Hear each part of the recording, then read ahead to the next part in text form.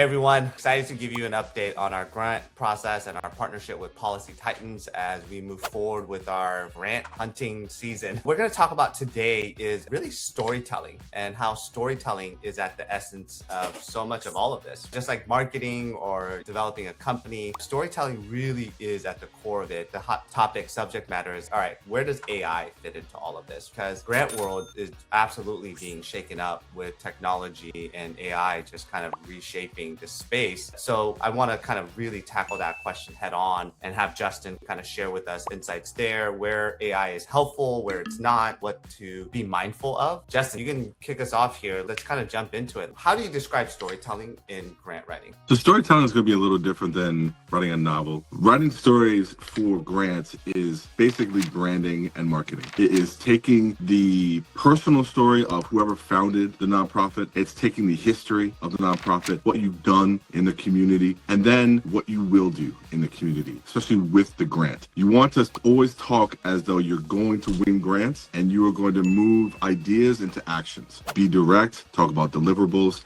talk about metrics, talk about mission, and most of all, your narrative needs to be tight. You have an elevator pitch. Obviously, you're going to get a paragraph on any application. You're probably going to get between 1,000 to maybe 2,000 words to really tell your story. In the world of AI, what are things that we can absolutely use AI to be helpful? I love this topic because people always ask me, do you use AI? AI is a great research tool, but specific AIs are better than others. One AI might be better at actually surveying the internet, getting you a correlation of metrics, data that you need, statistics, very simply, very easily. It could also be a nice little editing tool. Some AIs are great at just reflecting on what you've written, giving you some advice. However, that takes a level of integrity to kind of hold off and say, well, hey, why don't you just implement those into the grant for me? I mean, that's the simple thing people want to do. And that can be okay too sometimes. You just have to read and check. But don't trust the AI to give you what only a human can give you, right? That's intuition, that's instinct, that's experience. If you are someone that is in the wants to enter the grant game and you're a nonprofit and you've only been around for a year or half a year or even 5 years, you need an experienced grant writer anyway, not just AI to do it on your own, because you don't know the gaps in the system. And an experienced grant writer who's won grants before or has the talent to win grants is going to be able to say, you know what, that line is not efficient enough, or that paragraph really isn't persuasive. It doesn't have the heart. They're going to be able to say what AI can't, which is, I know the grantor. So much of it is just relationship. Why do we tell stories? The whole subject that we're talking about right now is to build a relationship, the nature of human interaction. And we're trying to do that through a application process, which makes it difficult. And then you add in a very helpful tool like AI, but there are the nuances, that relationship, the instincts, the intuition, everything that you're describing. That said, can you give us some example of some past successes or how you worked with others or ourselves in the storytelling process and what results that produced? So I'll give you an example of a grant that we recently won with the DOL. And it was a grant that, thankfully, because of my experience, having worked with people at the DOL when I was a grant director a few years ago, before I started my private business, really gave me an advantage. An advantage that AI is not going to do. AI can't come out of the computer, start interacting with people at a networking event and get the P's and Q's about what should be on the grants, how do you want to be approached, what's winnable. It can only really tell you about the past, and it can format very well. But for me, with this grant that we won, we felt that when we were approaching the DOL, we needed to be succinct a little bit more. We needed to be less flowery in our language, and we needed to really focus on the established history of community action for this client. That they have proven they have done it. There's no risk here. They have been efficient. They report well. They are compliant, and they know exactly where to target the money and how to arrange the money to be targeted. A lot of times what I'll do is if I don't win a grant, I'll plug it into one of my AIs. And this is where prompting can help. Give me an assessment, what I may have done right and what I may have done wrong. And then sometimes it comes back and says, you didn't do anything wrong, but if you look at the climate, this is what's going on. Or look at the grantors from last year, this is what happened. This is who they are. Maybe next time we match them a little bit better. So it's a great reflecting tool. It's the mirror. It is not the actual image. We're obviously a technology company, so it's like, let's use technology for our ability. But I think the subject matter I'm trying trying to get at, I think you'll agree with me, is that like everyone has access to AI. So everyone's using it, and I encourage everyone to use it, but there's also only one person winning that grant. So then how do you have that edge? How do you set yourself apart? That is what I mean by storytelling, building the relationships, everything you're talking about. You going to a networking event where you meet the organization, the grantors, and having those discussions that gives you insight that you can then use to pump into AI or whatever that you want to use. But technology to me is just an extension of human ability. Human ability is to tell stories. So the way I prompt, give direction to AI is going to be very different from how someone else does it. And the qualitative result is going to be very different as well. I would say you bring up a really amazing point, which is you'd be doing that anyway. If you were a grant writer and you had a mentor that you knew for 15 years and you started off in the game with them, you would say, you'd go to them and say, what can I add in this grant? Can you proofread it? So it's really not changing a lot about how grants are written and the dynamics of applications, because you still have to put those things in. And sometimes grant AIs get it wrong. They'll search for what the questions are on the application, but when you get that application, it's actually written you an LOI, and you have to actually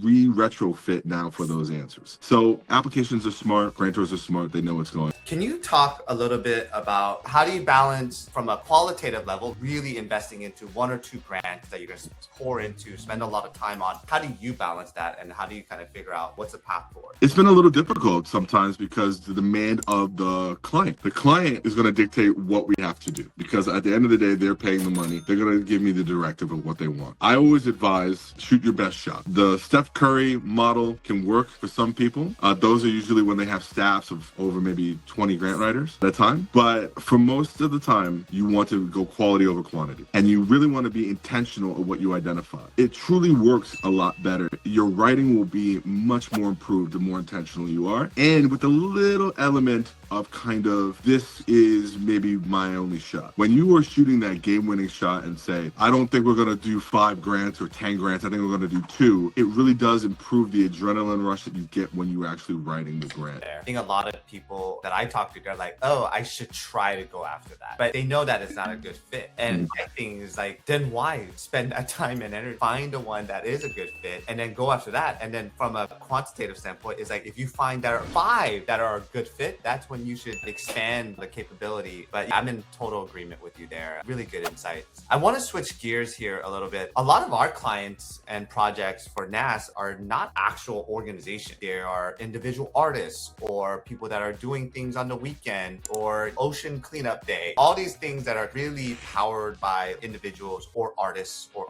commission projects. When they're going after grants, it's very different than a structured organization. Can you give some insights to storytelling there and things that, based on your experience, that you can share with them? Sure. When I've worked with individuals or people who are fiscally sponsored, you can be with Do Good, we've focused on not so much their experience or their deliverables in terms of programs that they can offer. They're weekend warriors, they're a mom and pop kind of shop. They want to do some good in the community, but they're not going to be breaking the bank. If they're even a nonprofit at all, they could just be an LLC, they could be just an individual. If they're not trying to get $1 million grants, if they're trying to get 5K, 10K, maybe even 25K, then we're focusing on a story that's going to say they're new to the game, but they have a great idea and they have a great passion for this idea. In other things they've done on that resume, they've proven that they have a track record of success. Specifically for artists, the business side of things is usually not best at. As individuals, and to your point, you have to show a tangible product and that the business structures. Mentors are wanting, what am I investing into?